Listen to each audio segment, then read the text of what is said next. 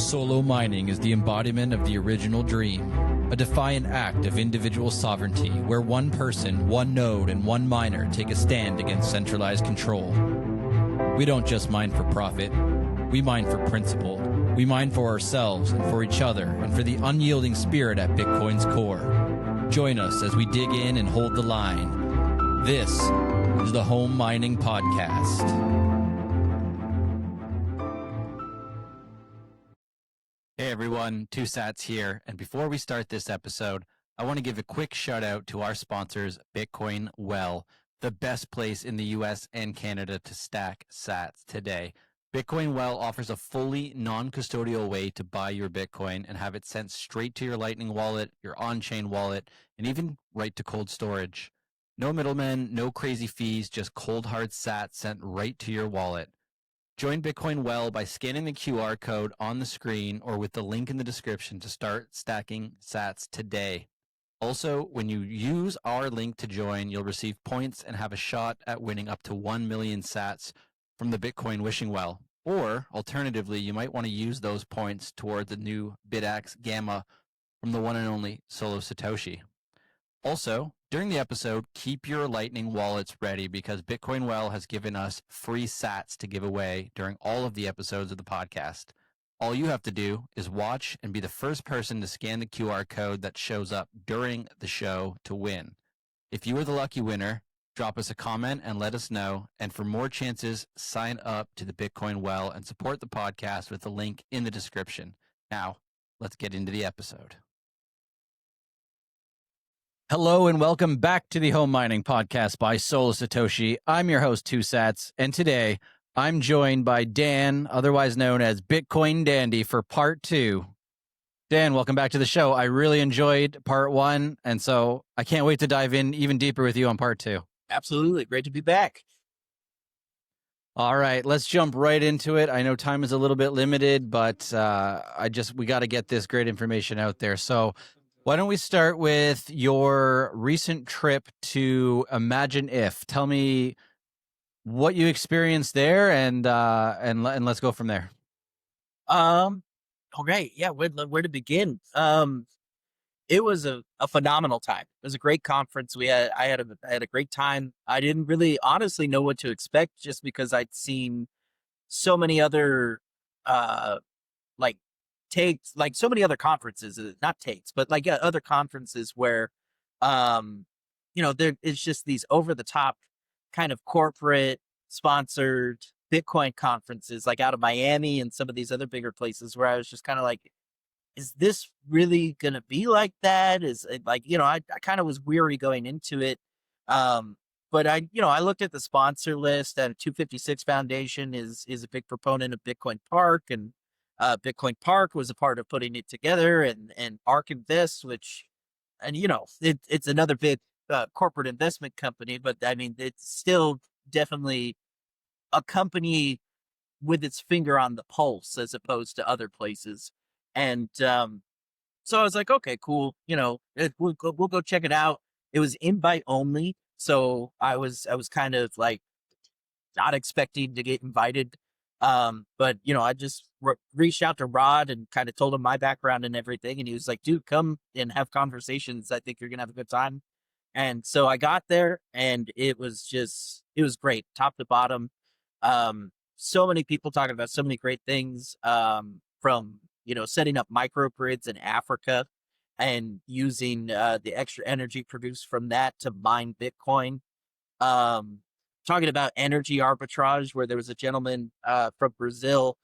A lot of the names escape me, unfortunately, but they're big names. And he was talking about how he goes to all of these different energy companies with just these big rigs of shipping containers that have been converted into mining rigs, and he just goes and sets up contracts with these guys for dirt cheap energy. And 6 months to a year, he just has his mining systems at these energy companies. And then as soon as that contract's up, or they need to kick him off because they're like, hey, you're taking too much, he just packs up and goes somewhere else. And that was the concept of energy arbitrage that I think we were talking about a little bit about the show, or before the show. And so That's a really unique space that I've been kind of thinking about where a smaller scale project could come in for myself at some point to do. But what other topics were? I mean, they were talking about energy, how there's just advancements in nuclear coming to the forefront soon. They were talking about AI and about how we need more private AIs. Maple AI was a great company I didn't even know existed, but it's all encrypted end-to-end chats with your AI chatbots on their servers, which it's still a degree of trust with somebody like that. But even then, it's like at least somebody's thinking about it and talking about it and building something for it. And it's all open source. So again, huge degrees of open source proponents at this place. It was nothing like you would see in Miami or like New York with these huge Bitcoin conferences that are just like, hey, Bitconnect kind of energy. And it was very sophisticated, very polite. There was people from the Tennessee government there who were really excited to bring people in to Tennessee in this space, so that way Tennessee can lead and be innovative in Bitcoin, in tech, in AI, in energy. So that's part of the reason why I'm making a big move there, is just because there's the Southeast right now is a big place where people are setting up mining companies and big tech endeavors coming in there. So um really cool group of people, really cool space. Bitcoin Park, I got to go experience the Bitcoin Park Nice. there, and just chill out, grill out with everybody there. Rod, super nice guy. He's works his ass off to make sure everybody's happy. He knows your name. Very sociable and polite and professional gentleman for sure.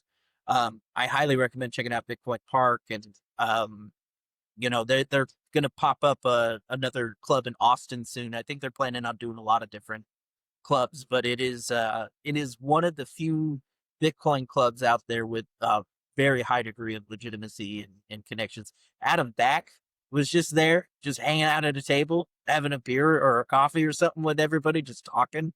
I mean, I can't tell you how many big names I saw just floating around in the common space, and I was like, these are all Bitcoin celebrities, and they're just hanging out, and it was very casual and very cool. So it Nice. was a great experience, and I look forward to going back next year. I think next year is going to be great too. Yeah, it's cool that you were moved so much by the experience that you want to move there. And I've heard nothing but great things about Bitcoin Park. Friend of the show and a great friend of mine, Rob Warren, I believe, is quite involved with Bitcoin Park as well. And just so many great people over there. So it's good to hear that the conference was approachable and like down to earth and practical. So that's huge. You mentioned during the show and a little bit when we were talking before the show about the energy arbitrage and an idea that you had dropped amongst a few people when you were at the conference. Do you want to jump into what that was all about? What have you been scheming? So yeah, it's two separate projects actually. So the energy arbitrage thing really sparked my interest from the gentleman from Brazil. I think his name was Raul or something. And I can't remember off the top of my head, but he the shipping container idea I just thought was so unique, just like freighting basically Bitcoin mining rigs to energy co-ops and all of these people who are just producing way too much energy, and then just balancing their grid load. So that way they don't have to waste energy, or they don't have to just spend an arm and a leg to get it sent somewhere else. And then just having these open-ended contracts where it's like, let me sit there for 6 months to a year. And if you need to kick me out, then kick me out. That's fine.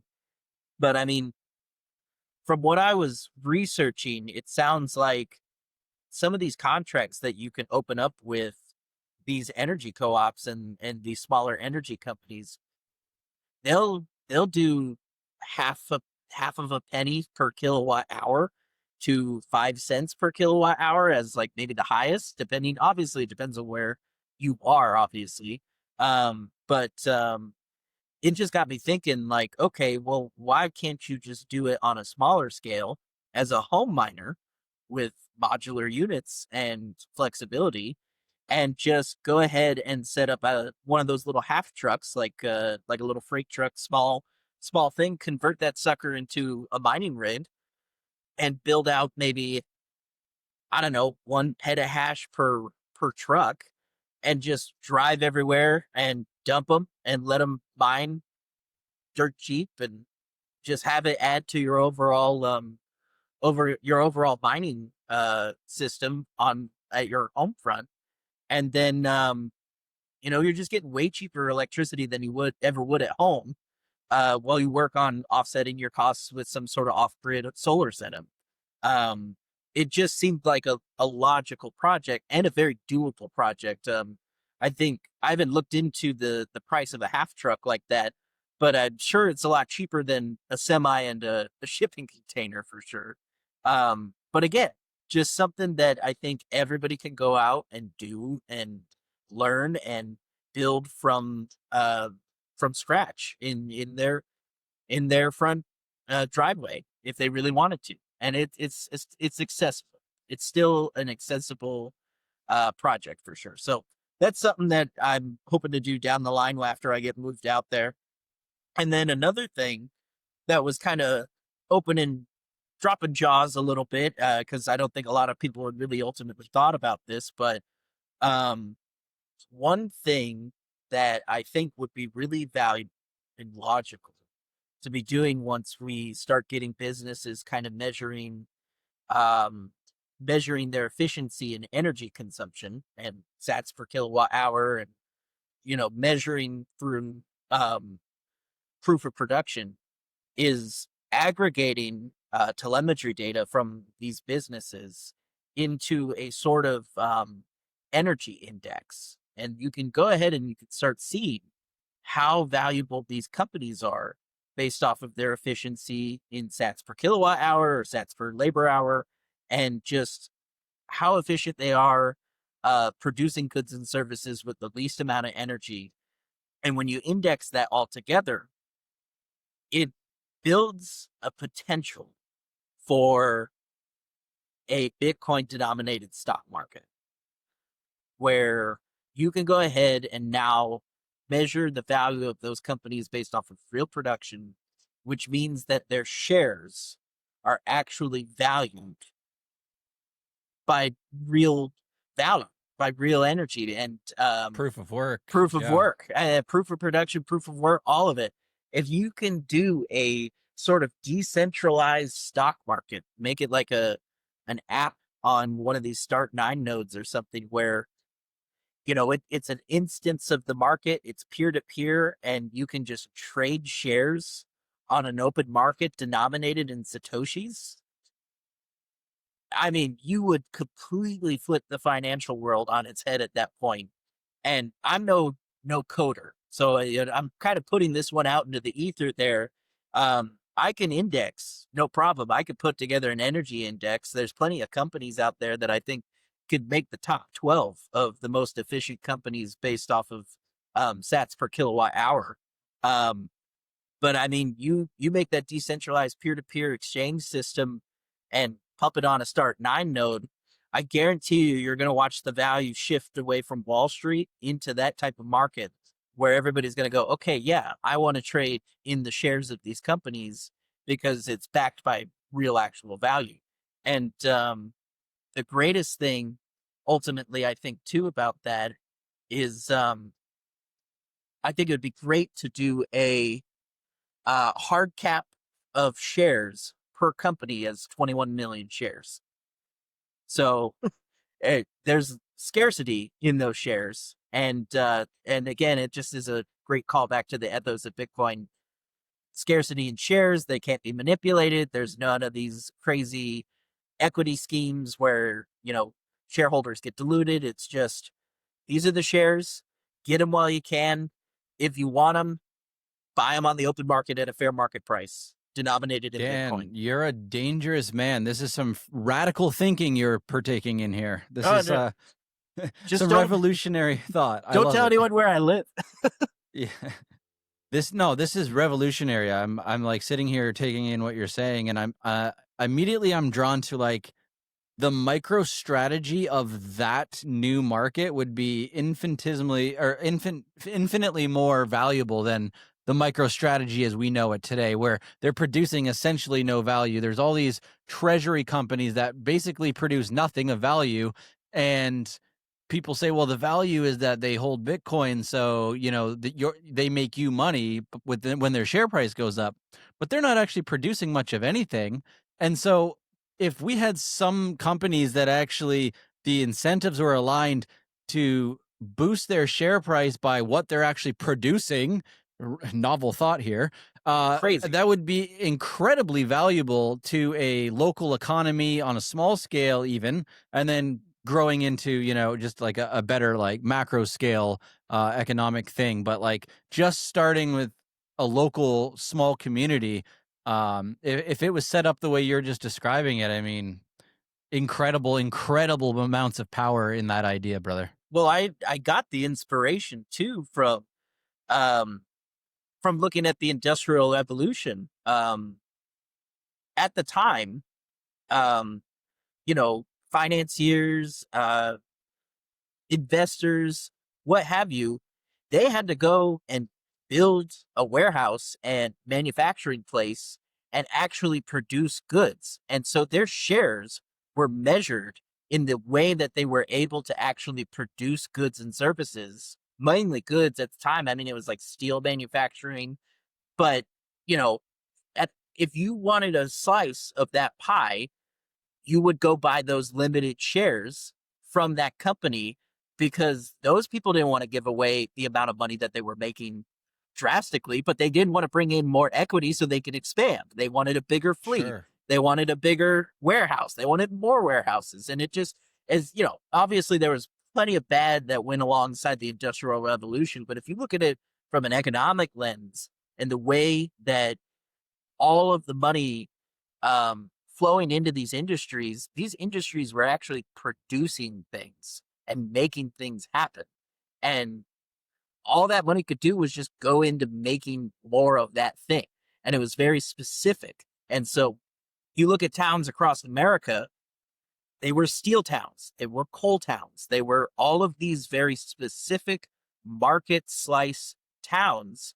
And when that all got shipped overseas, all these towns Yes. collapsed because there was nothing for them to do. That was their bread and butter. That was their life. That was their Flint, legacy. Michigan. Yeah, Flint, Michigan, uh, Yeah. everything out of Appalachia up and down West Virginia. I mean, if you go up and down those mountains, who were all coal mining and steel towns, the the Yeah. poverty and the pain and the struggle that these people have been dealing with for generations because their jobs were just shipped overseas because it was cheaper supposedly to do it that way, when the reality is they could have continuously kept investing into these places, building up these communities and having more opportunities and bigger shares of a bigger pie. By keeping them intact, it would have been so much better. And I think everybody would have made a lot more money in the long run, honestly, than they Much would more have. prosperous. It would have Yep. been much Yep. more prosperous. And I think it's just despicable that you would sell out um what I would call your flock. You're supposed to be in my view, if you're an economist and if you're an investor and if you're an entrepreneur, it's your duty to be a great shepherd to the people that work in your space, that work for you. And you're supposed to care for them, and you're supposed to say, hey, I'm gonna make sure everything in my power is done to making sure that your quality of life stays good and great, instead of cutting costs and like missing out on more money at a later date. Maybe that's just because I'm optimistic and incredibly patient, but it just seems like a really flawed and unethical strategy.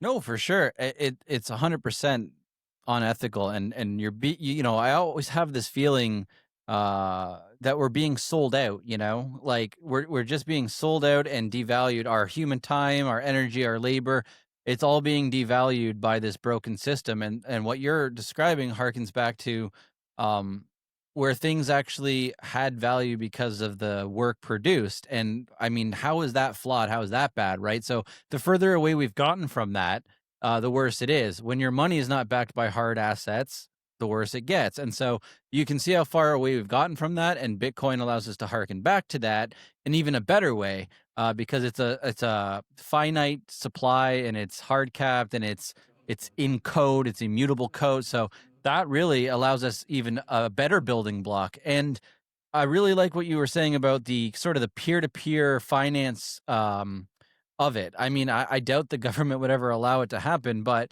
if there was a way to remove that and just say, yeah, you're running this on your own nodes, it's verifiable on your own nodes. Maybe we're doing it through some sort of layer 2 on Bitcoin, maybe. Or maybe it's on Lightning, whatever, where you can actually buy these companies who are producing value that you were describing and just trade these back and forth peer to peer, and it's all verifiable on your own node. Oh shit, now we're really talking. That, yeah, 100%. I mean, that's the idea. That's the root idea. Um, I still, it could, I think ideally it would be its own layer. Um, and I think this might teeter into core versus knots a little bit. Obviously, we're all very conservative with the idea of leaving the base layer chain L1 alone, and not pumping it full of arbitrary data and making it bloated, obviously. So I think it can 100% sit in L2. It shouldn't be a problem to set up a Lightning wallet and still remain anonymous as you trade shares peer to peer. It would just need to be some team somewhere's got to do it, and I think it's doable. And I think just being able to spin it up on a decentralized way with all these start 9 and umble nodes. I mean, it's one of those things that's just kind of there for the taking. And I mean, if you want financial products sitting on there and energy indexes, I mean, you can do licensing for your region on the data that you collect and put up in there. I mean, the base thing can remain pure and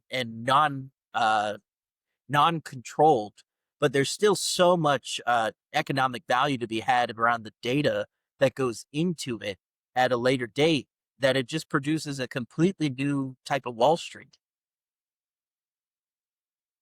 I love that. You're really thinking next level thinking here. Very critical thinking, first principle stuff. This is very, very, very good enlightened thought. And I agree. Like, it really shows you that there's this whole parallel future or economy that's able to be built on Bitcoin and around Bitcoin in sort of defiance of the traditional system. And I mean, I really think that that would be something that could alter the course of history. And so I love the way that you're thinking about that.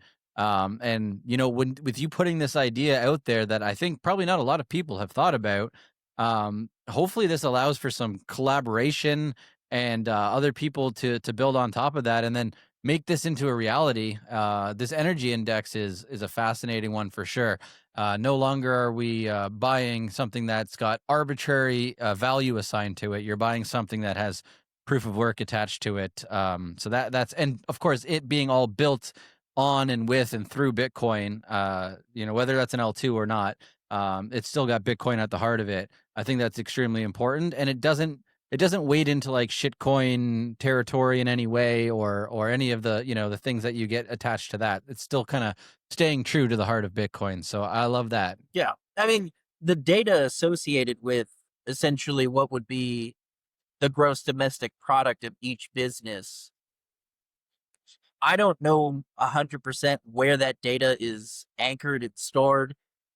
It could, if there's a way to separate the two where it can just remain existing within the node of the marketplace itself, that would be great, because then at least that allows for people who are creating indexes to kind of remain on the outside sphere without coming in and having to demand, like, oh, well, this data needs to like sit on chain so that way it's verifiable and stuff. I mean, there's plenty of other tools out there that I was talking to a couple of people at Imagine If about, where it's kind of like, all right, you can anchor the data on the chain, but like don't exceed 80 bytes.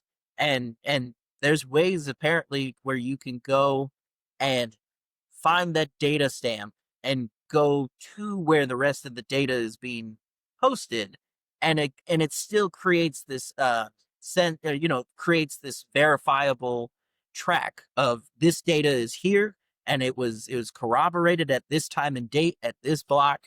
But if you want to see the rest of it, you got to go over there. So then, you're not breaking block space.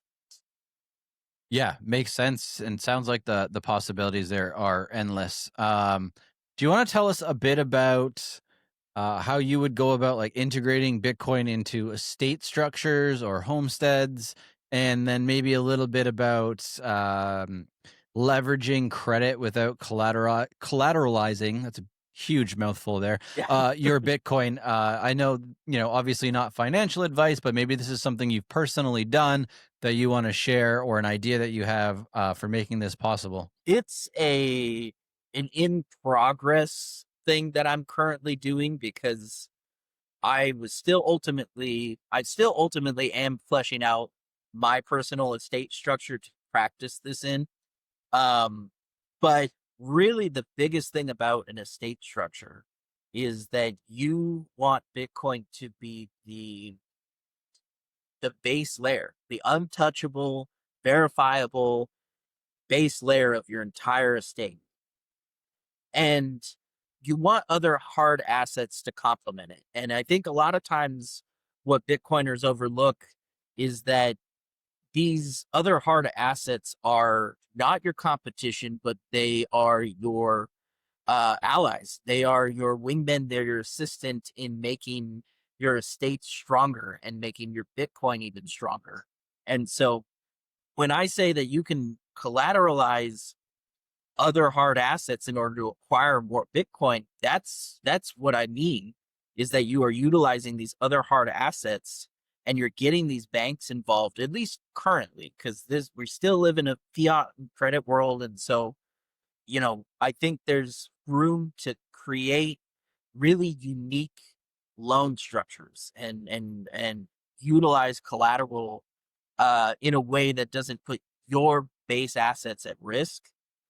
But we still have things like gold. We still have things like raw land. We still have stocks and bonds and equities that exist.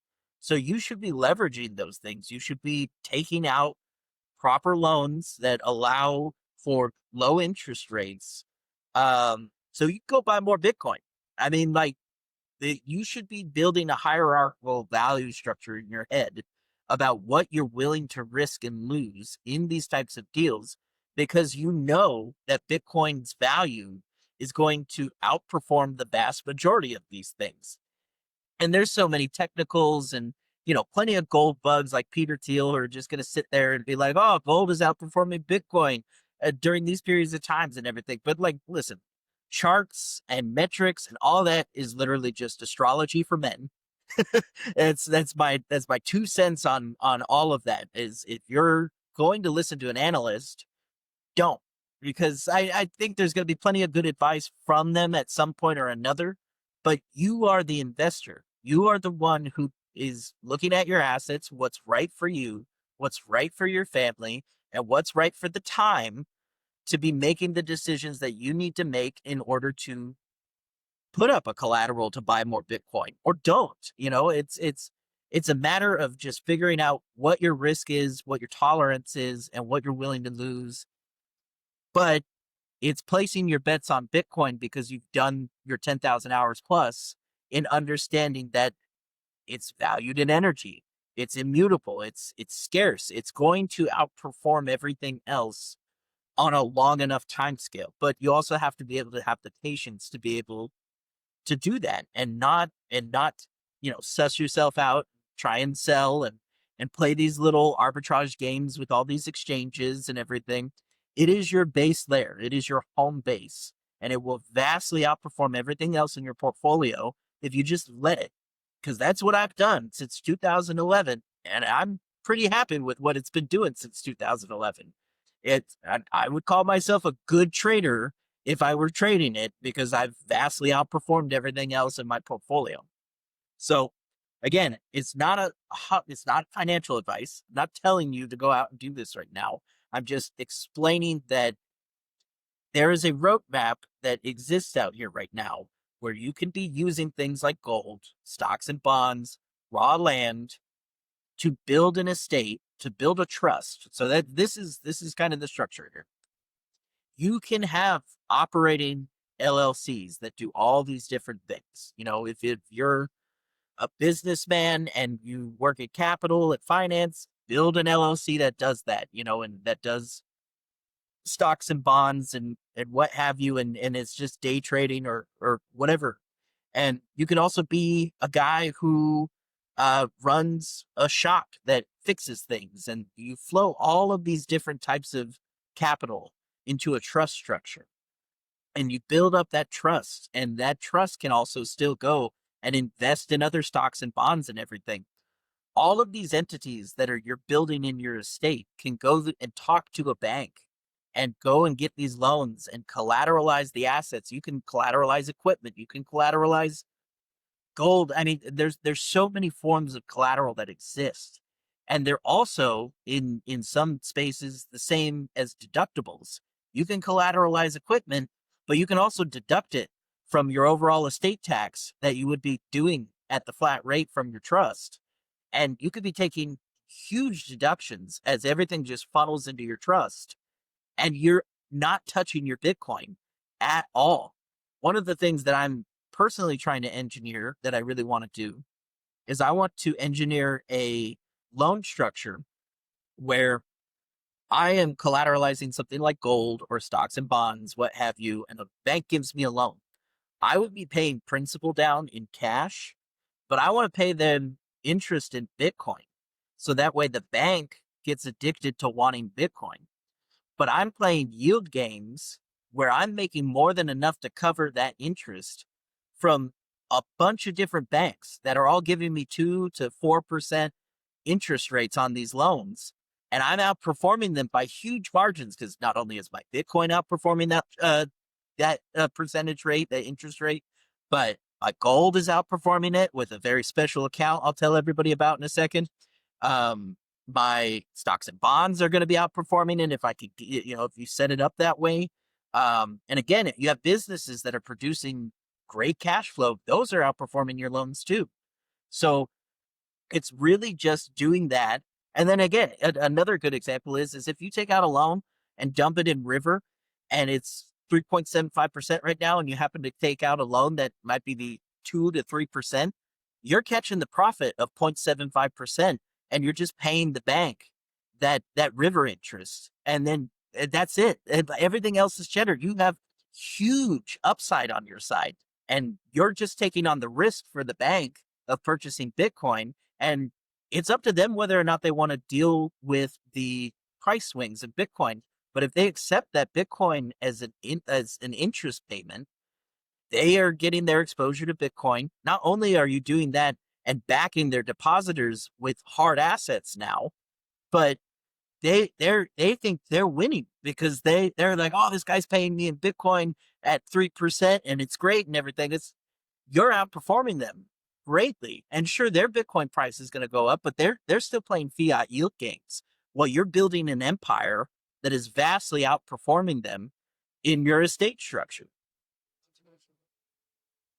Goddamn, that is a lot to that's a lot to think about, and it's gonna get a lot of people's wheels turning. And yeah, one thing I think that was you touched on at the end there is they're going to be playing fiat games, but like if you pay them in Bitcoin and we're in a future where they decide to hold on to that Bitcoin, not only are you outperforming the cost of having that loan, but they're holding on to Bitcoin and they're getting the price appreciation that you're also experiencing. So the money that they lent out, they would be making gains on essentially when you repay the interest. That interest payment, if it's held in Bitcoin, could potentially be going up. We're up 500% in the last 3 years or 450%, something like that. So, I mean, where else are they going to get that, right? So, yeah, there's a lot of unlocks there. You're definitely playing 4D chess with that, and I like that a lot. My favorite thing about that particular loan structure is that like you said, if they don't sell, which, it's their money at that point, they can do whatever they want with it. I think they'd be crazy if they did. But if they don't sell, and the way I want to do this is I want to target credit unions and I want to target regional banks. The big guys are going to play their own games and everything, and they probably don't want to give me the time of day. But everybody's so hungry for Bitcoin in the banking space right now. Regional banks, credit unions, they're trying to figure out ways to get a hold of it, and they want it on their balance sheets. And you're inadvertently setting up this system where now their depositors are backed by the hardest asset in the world.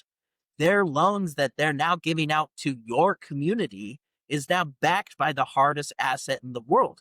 And most regional banks and most credit unions don't have gold in their vaults, don't have gold on their balance sheets like some of the bigger banks do, or at least they say they do.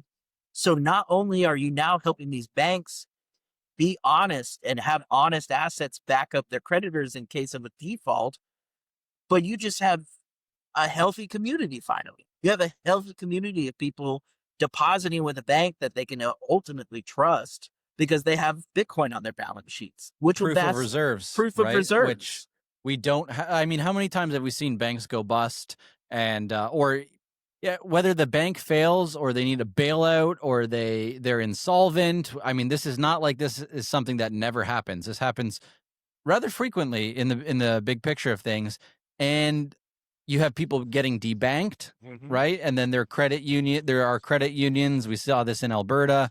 A lot of people getting debanked, a lot of them for owning Bitcoin and participating in Bitcoin.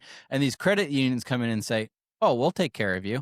Yep. Right. So yeah, I like that approach of like, you know what, let them play their stupid fiat games. Let's talk to regional banks. Let's get involved with credit unions, these smaller, more personal approaches to banking. And yeah, you can verify the proof of reserves. Everything's on chain and 100% verifiable. And you can't get kind of dicked around by these big, like they say, when you deposit your money into these big banks, it's not your money. How much of it they actually, first of all, it's not your money. Second of all, they go and then create like 8x or 10x the amount that they actually hold and then loan that out and issue it out. But they don't actually possess it. They don't control it, which is a huge problem. It's, again, propping up these bubbles, right? So I think it would be a huge benefit and a radical shift in the way that banking is done if you could accomplish something like that. Yep. And that's the move 100%. That's my crown jewel of projects, honestly, is that if I can build this estate structure and I can get loans built that way with these types of banks, then not only do I feel like I'm seeding like true money to the places that it needs to go to back communities, but it allows now for me to basically be a private hedge fund and a general partner with all these banks that are my limited partners. And they're just going to look at me and go, hey, you got the liquidity, brother. So can you help us have some more Bitcoin on our balance sheets? Like, how can we make it so that way this deal gives us a little bit more Bitcoin, or the cards are in my hand at that point. And that's where I think a lot of people should be, especially if they own a lot of Bitcoin and have a well fleshed out estate structure. You should be going to your banks and you should be seeding them with Bitcoin. Get them addicted, get them backed, get their loans, get their deposits all backed by Bitcoin, because you are now making those banks some of the most powerful and strongest banks in your region compared to some of these bigger guys. And, I think everybody right now is probably thinking, why did he just say make the banks more powerful? Do you want normies to be on board with Bitcoin? Have a bank run happen and realize that their money is backed by the hardest asset in the world and that bank has their back during economic collapse. I think a lot of people are going to want some Bitcoin at that point because the dollar is going to be worthless and the bank only has Bitcoin to dish out. Yeah, and you see that in hindsight in cases of like hyperinflation and bank runs. Like in the moment, nobody's thinking about Bitcoin. In hindsight, they're thinking about, oh, wow, it would be great if my Argentine pesos that the bank had were like, if we had Bitcoin or gold, like these things were collateralized. So it's always in hindsight that they're thinking about this, but you're talking about future proofing these things from even being able to happen, or if they should happen, it'll be a lot more robust and able to handle that kind of an event. So I really like that. Um, Man, I know you've got to get going here, Dandy. So I will let you get to your daddy duties over there, so the wife doesn't scold you. But I do want to leave off with a Bitcoin mining question, and feel free to take this however far or brief you want. But something near and dear to both of our hearts is the idea of that homesteading and this energy index and these sats per kilowatt hour, all these different things that we've been breaking down over the past couple hours. You move into your homestead. How do you go about turning this into your own little circular economy, this sat producing, energy harnessing machine? What does that look like if you could paint a picture? So the way that I'm thinking about it and doing it ultimately is I'm thinking about the amount of heat that an animal or a series of animals need in order to not only survive but also thrive and reproduce and produce not only quality meat or eggs or what have you, but also just like viable, really healthy and happy offspring. So that way I could continuously make more and sell and measure that metric in sats. So I think about the amount of heat that these animals need and to achieve these things. And so you can look at the amount of heat that a series of miners produces in BTU, and you can go, okay, well, this amount of terahash produces this much heat. So I'm going to go ahead and I'm going to seed a chicken coop or a duck coop, what have you, stables for cows, stables for horses, whatever animal you're really working with. And you can go, okay, I'm going to go ahead and I'm going to attach a modular mining system to that particular stable or enclosure, what have you. And you go ahead and you build out a system that allows for the heat to appropriately enter these enclosures and make these animals comfortable. You start measuring, just how well the animals are doing, the quality of the nutrients of like the food that you're growing. You can do a modular mining system for a greenhouse that grows out the food that then ultimately feeds the animals, that then produces high quality meats and yields and everything because they're getting quality food that's grown right there that you oversee and you don't have to buy in order to bring in and feed just because it's Monsanto feed or what have you. But the biggest thing is setting up modular measurable heat spaces through your mining rigs. And so that heat is repurposed and making your animals and your greenhouses happy. Those animals now can be measured in sats per kilowatt hour, and then those animals' labor can be measured in labor per kilowatt hour. And that's your price floor for selling the meat. That's your price floor for selling eggs. That's for selling greenery. All this becomes kind of an integrated web and circular economy on your homestead. And then you can take it even further and pop in if your neighbor happens to have the same system that you helped him build because you did it yourself, now you can go ahead and start co-oping with each other, or you can do herd share with each other. Now you're producing dividends in food backed by hard assets. And that's how you start just generating slowly this circular economy based off of energy and real products and real goods and services that you do to help each other out in your community. So really the funniest thing is that everybody views the heat as a waste product from mining, but it really is the thing that helps gestate life, which heat is also energy. So if you're consuming energy by doing mining and repurposing it, you're no longer wasting energy. You're reusing it to generate more profits and generate more dividends and generate more life. And that's what we all do. I mean, we're just little heat engines in meat suits at this point. And what do? We eat, we consume, we generate heat, and we make more life. It's the same thing in the Bitcoin circular economy. You're just reusing that heat to generate more and just have it extrapolate out into the world. Ladies and gentlemen, Bitcoin Dandy. I mean, Wow. This has been incredible jamming with you for the past couple hours, brother. I'm so sure that we're going to have you on again and again and again as these ideas start to expand and you extrapolate them further, because this is lit a fire in me, and I know there's going to be people listening that are just absolutely amped, fired up, and have their own ideas that hopefully they'll contribute, whether they're writing to you directly or writing to me or posting them in the comments, sharing these ideas with a rancher in their family or an HVAC technician in their family or just a Bitcoiner that they know. I mean, this all kind of pairs together so well. So, man, thank you so much from the bottom of my heart for opening up, sharing these brilliant ideas that you've been toying with and the things that you've been building. I thought this was going to be about some nerd axes that you have in a server case there, and it turned into one of the most enlightening conversations that we have had, and I imagine we ever will have on the Home Mining Podcast. So, brother, thank you so much. Oh, thank you for having me on. I really appreciate that.